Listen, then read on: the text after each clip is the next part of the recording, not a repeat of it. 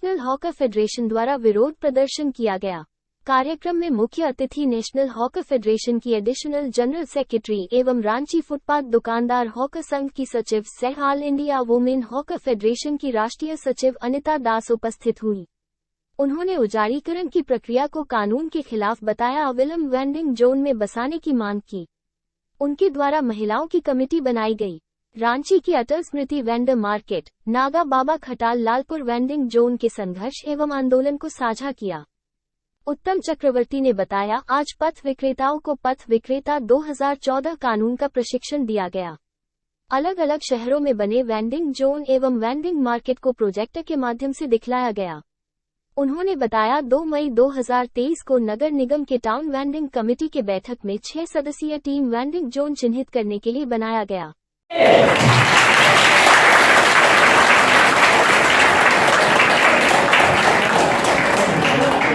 इसके बाद में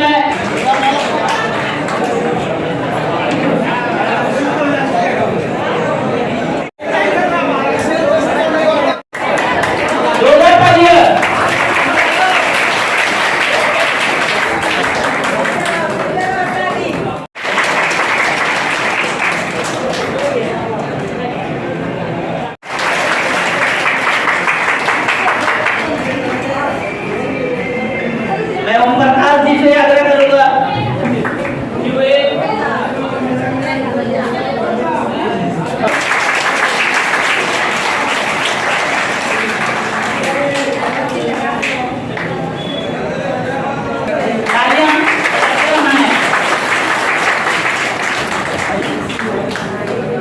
हमारे और टीवीसी मेंबर्स हैं।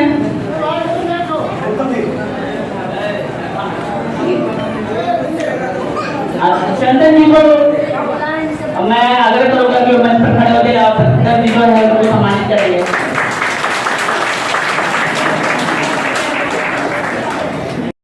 उनकी जो सोच है, अब वो जरूरत है, तो मैं चाहूंगा कि चंदन जी को सम्मानित करें।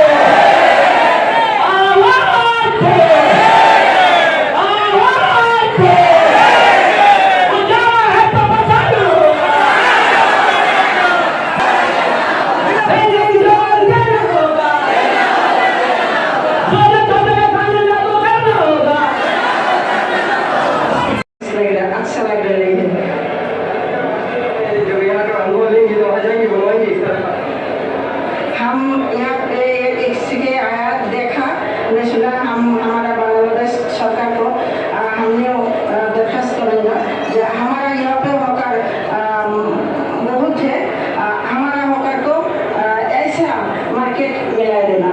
हम बहुत खुशी है, धन्यवाद, बहुत बहुत धन्यवाद जनाएंगे। दोस्त के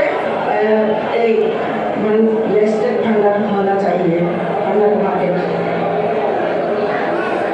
मैं बांग्लादेश का, मेरा नाम अजीजा सुल्ताना, मैं वहाँ का प्रतिनिधि हूँ। धन्यवाद आपको। इंशाअल्लाह अल्लाह चाहे तो हमारे हैदराबाद के अंदर भी, हमारा हैदराबाद तेलंगाना के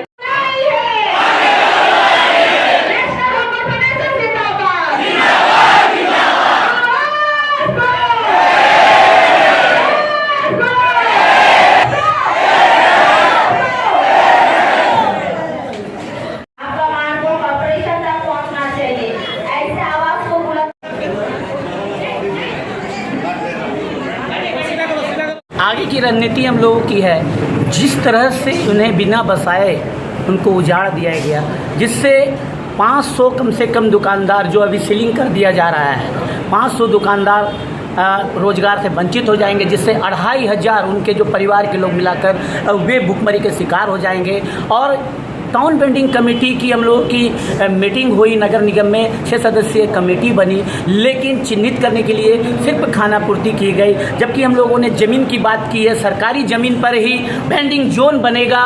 वो ज़मीन जो है आपके डिमना में 56 नंबर प्लॉट आसियाना इनक्लेव के बगल में है, मानगो वर्कर्स कॉलेज के बगल में PhD की ज़मीन है जहाँ पे अस्पताल बनने की थी लेकिन नहीं वहाँ पर बन रही है। दूसरी बात, मानगो डिमना में पानी टंकी के पास ज़मीन है, बस पड़ाव जहाँ बननी है वहाँ पे ही नगर आवास विभाग के द्वारा ज़मीन मिली हुई है, नगर आवास विभाग के द्वारा मानगो नगर निगम को। तो हमारी ये मांग है कि हमें वेंडिंग जोन में बसाया जाए। ये अतिक्रमण के नाम पे जो इनको हटा दिया गया, अब बताइए वो डिवाइडर के अंदर में थे, अब उनकी मजबूरी है वो रोड में आए गए, उससे भी ज़्यादा अब इतनी कड़ाके की धूप में वे बिना छत के वहाँ पर बैठ रहे कानून होते हुए। तो मेरी ये मांग है, हम लोग न्यायालय में भी गए हैं और ये एक आंदोलन का जो स्वरूप आज न्यू रखा जा रहा है, एक लोकतांत्रिक तरीके से हम लोग हर तरह से इस लड़ाई को लड़ेंगे, अपना मान लेने के लिए, अपना सम्मान लेने के लिए, वेंडिंग जोन लेने के लिए। और ये पूरा फुटपाथ दुकानदार अभी जितने भी है, अभी दुकान बंद करके आए हैं, इनको प्रशिक्षित भी किया जाएगा आज कार्यशाला में 2014 के कानून के बारे में। और मैं ये समाज को ये और प्रशासन को ये संदेश देना चाहूँगा कि उनको 2014 का कानून की जानकारी पूरी तरह से लेनी चाहिए। इसी कानून के तहत रांची में बना है और अधिक शहरों में वेंडिंग जोन मिला है, लेकिन यहाँ पे ऐसा कुछ नहीं हो रहा है। हर तरह से कानून का उल्लंघन किया जा रहा है। कितने दुकानदार सर्वे रिपोर्ट क्या, मैं किसी भी तरह की किसी भी जगह से फुटपाथ दुकानदारों को सहयोग नहीं किया गया। तो अब सारे फुटपाथ दुकानदार एक साथ मिलकर जो इनको मजबूर समझ रहे हैं, ये मजबूती के साथ अब आगे लड़ेंगे। और ये आंदोलन का नींव आज रखा जा रहा है, जो जमीनी आंदोलन, जो अपना हक लेने के लिए ये सभी फुटपाथ दुकानदार एक होकर आगे लड़ेंगे और हर स्तर तक जाएंगे। कितने दुकानदार अभी तक जितने भी दुकानदारों को वहाँ हटाया गया है, जिसमें लगभग अभी आगे भी जो दुकानें जो सीलिंग हो जा रही है नहीं लगा पाएंगे, लगभग 500 दुकानदारों की रोजी रोटी चली जाएगी। अब आगे भी डिमना है वहाँ के भी दुकानदारों की स्थिति उसी तरह की है। तो ये आंकड़ा बढ़ता चला जाएगा। बिना वेंडिंग जोन, अगर आपके पास ज़मीन है, पहले से ज़मीन थी, लेकिन इसके तरफ कोई ध्यान नहीं दे रहा है, उनको बसाने की कोई बात नहीं कर रहा है, कोई राजनेता, कोई जिला प्रशासन, किसी की भी ज़मीन सबकी सो गई है इनके प्रति। ये भी मतदाता है, ये भी करदाता है। यही सिर्फ अतिक्रमणकारी नहीं है, ये स्वरोजगारी है, इनके पास रोजगार नहीं है, मौलिक अधिकार है हर किसी का रोजगार करने का। तो मेरा नाम हुआ उत्तम चक्रवर्ती, DVC मेंबर और नेशनल हॉकर फेडरेशन जिला से। किन मांगों को लेकर आज आप लोग यहाँ पर? हम लोग नेशनल हॉकर्स फेडरेशन से, हमारी जो टीम है रांची में काम कर रहे हैं, पूरा झारखंड में काम कर रहे हैं। हम लोग आए हैं आज मानगो में जो फुटपाथ दुकानदारों को उजारीकरण के विषय में यहाँ पे हम लोग मीटिंग करेंगे, क्योंकि जिस तरीक़ा से 2014 में फुटपाथ दुकानदारों की कानून बना हुआ है और उन कानून के तहत पे झारखंड सरकार 2017 में एक स्कीम बनाया है कि फुटपाथ दुकानदारों की उजारीकरण ना किया जाए और जहाँ पे फुटपाथ दुकानदारों के अगर हटाया भी जाए तो सरकार उनको व्यवस्था देने के बाद ही उनको हटाया जाए। इसके बीच में फुटपाथ दुकानदारों को आई कार्ड, भेंडा सर्टिफिकेट के साथ सम्मानित किया जाए और फुटपाथ दुकानदारों को बसाने का काम करें। इनके लिए एक सक्रिय कमेटी है जो टाउन वेंडिंग कमेटी, इनकी मीटिंग हमेशा बुलाई जाए और फुटपाथ दुकानदारों की जो भी परेशानी है उस मीटिंग के द्वारा इसको पारित किया जाए। लेकिन इस कमेटी को मान्यता नहीं देके फुटपाथ दुकानदारों को उजारीकरण करते हैं। आज उसी उजारीकरण के खिलाफ में आज हम लोग यहाँ पे बैठे हैं और हम लोग चर्चा करेंगे कि किस तरीक़ा से फुटपाथ दुकानदारों को बसाया जाए और हम लोग चेष्टा करेंगे, अधिकारियों को वार्ता पहुँचाएंगे कि फुटपाथ दुकानदारों को बसाना है। हमारे देश में फुटपाथ दुकानदार एक महत्वपूर्ण इम्पोर्टेंट है, क्योंकि फुटपाथ दुकानदार है तो अर्थव्यवस्था मजबूत है। 8,000 करोड़ रुपया टर्नओवर है प्रत्येक दिन, जो रिलायंस कंपनी का नहीं है, जो फुटपाथ दुकानदारों की वजह से कोरोना काल में दिखा दिया था कि फुटपाथ दुकानदारी का ही जो अर्थव्यवस्था मजबूत किया है। इसको देखते हुए PM स्वनिधि 10,000 का लोन प्रधानमंत्री जी उन लोगों को उपलब्ध कराया था। आज वही फुटपाथ दुकानदारों को खदेड़ के फेंक दिया जाता है। अगर फुटपाथ दुकानदार नहीं रहेगा तो छोटा व्यापारी खत्म हो जाएगा। किसान की सब्जी कौन खरीदेगा? किसान की सब्जी लेके, क्योंकि फुटपाथ दुकानदार बड़े कॉल कारखानाओं से सामान नहीं लेते, पीटर इंग्लैंड की सामान नहीं बेचते हैं, वो छोटा छोटा जो हमारे घरों में बेचते हैं, उद्योगकारी है, उन्हीं का सामान बेचते हैं और उनकी भी कहीं ना कहीं अर्थव्यवस्था को मजबूत करते हैं। तो एक फुटपाथ दुकानदार छोटा व्यवसायी को और छोटा कल कारखाना के ही मजदूर को भी जीवित रखते हैं। तो फुटपाथ दुकानदार वो हमारे हिस्सा है, क्योंकि जिनकी रोजगार बहुत कम है वो फुटपाथ दुकानदारों से सामान खरीदते हैं। आज 5 रुपया में, 10 रुपया में, 8 रुपया में लिट्टी चोखा मिल जाता है। एक गरीब दिन भर का सुबह का नाश्ता हो जाते हैं। आज सब्जी वाले लोग है बोल के सस्ता में मुझे सामान मिल जाते हैं, लेकिन यही सब्जी वाला नहीं रहेगा तो बड़े कंपनी वाला जो नींबू का दाम है 5 रुपया, वो नींबू 15 रुपया में बेचेगा, धनिया पत्ता 15 रुपया में बेचेगा, बिजनेस करेगा हम लोगोों के साथ। लेकिन ये हमारी अर्थव्यवस्था मजबूत करते हैं, इनको नहीं देख के इनको हटाने का काम करते हैं। कितने दुकानदार हैं? पूरा रांची में एक सर्वे का रिपोर्ट आया था, पूरा झारखंड में, जिसमें मानगो का एक सर्वे रिपोर्ट आया है, वो उत्तम जी आप लोगों को बताएंगे। जो कितने वेंडर का सर्वे, अभी तक पूरा वेंडर का सर्वे भी नहीं किया गया है, आई कार्ड और वेंडर सर्टिफिकेट भी नहीं दिया गया है। जहाँ तक झारखंड गवर्नमेंट ये जो 2014 का स्कीम कानून होते हुए भी स्कीम बनाया गया, जिसमें उजारीकरण नहीं है, बसाने की व्यवस्था किया गया, किस तरीके से बसाया जाएगा, लेकिन जहाँ जहाँ उजारीकरण होता है इस कानून को फॉलो नहीं किया जाता है, इस एक्ट के खिलाफ काम किया जाता है। क्या ये एक्ट के लिए आप हमारे भी आंदोलन करेंगे? इस एक्ट में क्योंकि हम लोगों का कानून को बचाने का काम कर रहे हैं, क्योंकि 2014 में ही हमको सम्मान के तहत मिला है। आज फुटपाथ दुकानदारों का कानून को ख़त्म करने का कोशिश कर रहा है, तो हम लोग इसको बचाने की कोशिश करेंगे। जितना हमें हटाएंगे हम उतना मजबूती होंगे। हम कोर्ट में भी केस किया है नेशनल हॉकर्स फेडरेशन की तरफ से झारखंड उच्च न्यायालय में, और हम आशा करेंगे कि मानगो में जिस तरीके से हटाया गया है उन लोगों को हटाया ना जाए और उनको व्यवस्थित किया जाए, वेंडिंग जोन के रूप में उनको चिन्हित किया जाए। मेरा नाम अनीता दास है, मैं नेशनल हॉकर्स फेडरेशन की एडिशनल जनरल सेक्रेटरी हूँ, प्लस रांची फुटपाथ दुकानदार हॉकर्स की महासचिव। समस्याओं का सामना करना पड़ रहा है। देखिए, जिस तरह जितने भी बैठे हुए भाई बहन या हमारे बुजुर्ग जो साथी बैठे हुए हैं, इसकी तरह हम भी एक साधारण सा दुकानदार हैं जो फुटपाथ में बैठ के अपना परिवार को चलाते हैं, जिससे हमारा परिवार इसी फुटपाथ के भरोसे में चलता है। परिवार का बाल बच्चा हो, छोटा मोटा जो भी लोन हो, घर परिवार हो, जिस तरह से हम ये कर सामना कर रहे हैं, इसे 2 पैसा कमा के परिवार को साथ साथ जो भी अपना कोशिश करें कि अपने आप को सेटल करें, सभी उसी तरह सब कोई अपना परिवार के साथ सेटल कर रहे हैं, कोशिश कर रहे हैं।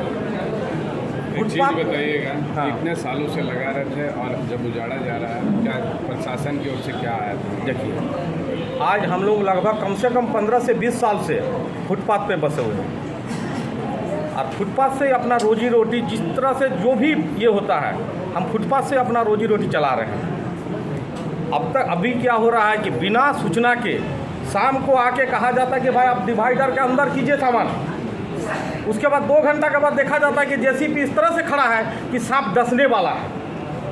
ये तो सरासर गलत है। उठाना है, उजाड़ना है, तो सबसे पहले क्या है, जितने भी व्यक्ति हैं, जो भी फुटपाथ में जो गुजर बसर का, कम से कम उसको व्यवस्थित करने का कोशिश किया जाए। क्या कोई नोटिस आता है? किसी तरह का कोई नोटिस नहीं, हमारे यहाँ कभी किसी तरह के कोई नोटिस नहीं हुआ। बस इतना ही अलाउंस होता है कि भाई आप अपने डिवाइडर के अंदर में बैठा, अंदर घुसा दी।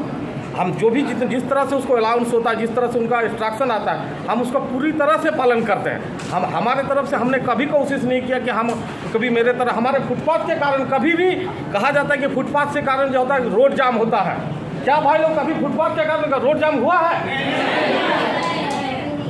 फुटपाथ के कारण कभी नहीं होता। क्या चाह रहे हैं आप सरकार से?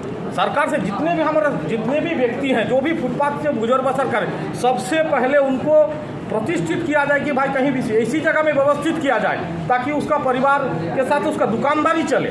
मान लीजिए यहाँ से जाके डिमना में डाल देंगे तो क्या वहाँ चाय का दुकान चलेगा, क्या नाश्ता पानी का दुकान चलेगा? ऐसा जगह में बैठा जाए ताकि वहाँ पॉपुलेशन हो, लोकालिटी के अंदर में उसको बैठाया जाए। बैठा देने का मतलब ये नहीं कि कहीं भी जाके बैठा दिया, डाल दीजिए। वेंडिंग जोन जरूर दिया जाना चाहिए, लेकिन ऐसा जगह में जाना चाहिए ताकि वहाँ पर उसका व्यवसाय उस तरह से चले कि उसका 2 पैसा आए।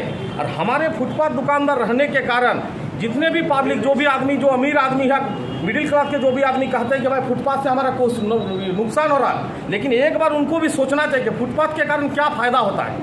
एक इडली 5 रुपये में मिलता है, एक समोसा 5 रुपये में, एक चाय 5 रुपये में, 30 रुपये में भरपेट खाना मिलता है। ये बताइए एक मिनट, लेकिन वही वाला किसी दुकान में आप जाइए, एक इडली खरीदने जाइए, नहीं 2 इडली खरीदने जाइए तो 30 रुपये कम से कम, 20 से 30 रुपये। एक डोसा खरीदने जाइए 70 रुपये से कम नहीं, एक समोसा खरीदने जाइए 10 रुपये से कम नहीं, एक चाय पीजिए 10 रुपये से कम नहीं।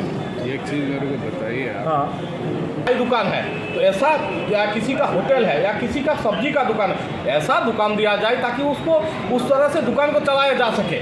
और ऐसा नहीं कि 8 बाई 10 का एक तो दे दिए, वो सिर्फ चाय का दुकान या पान गुमटी चलाने लायक नहीं है, चलेगा, लेकिन उसमें क्या किसी का सब्जी का दुकान लगा सकता है या चाय नाश्ता का दुकान अच्छा से कर सकता है। ऐसा दुकान देना चाहिए कि ताकि उस दुकान पे वो लोग अपना व्यवसाय को जिस तरह से चला रहे थे उस तरह से चला ना सके। क्या नाम हुआ? मेरा नाम मलय चंदन मंडल। कितने सालों से अपनी दुकान पे लगा रहे हैं? 15 से 20 साल। देखिए किसी भी सरकार 100% एजुकेटेड पर्सन को यह नहीं दे सकता, नौकरी नहीं दे सकता। और जितने भी फुटपाथ में बैठे हुए हैं सभी क्या अनएजुकेटेड हैं? मैक्सिमम जो है 60 से लेकर 80% एजुकेटेड पर्सन जो भी है उस व्यवसाय से जुड़े हुए हैं। तो पर्सन हो या एजुकेटेड पर्सन भी इस व्यवसाय से चूँकि जुड़े हुए हैं, वो कभी नहीं चाह रहे हैं कि हमारे इस तरफ से किसी तरह की सरकार का कोई प्रॉब्लम हो, लेकिन बिना वजह से बोले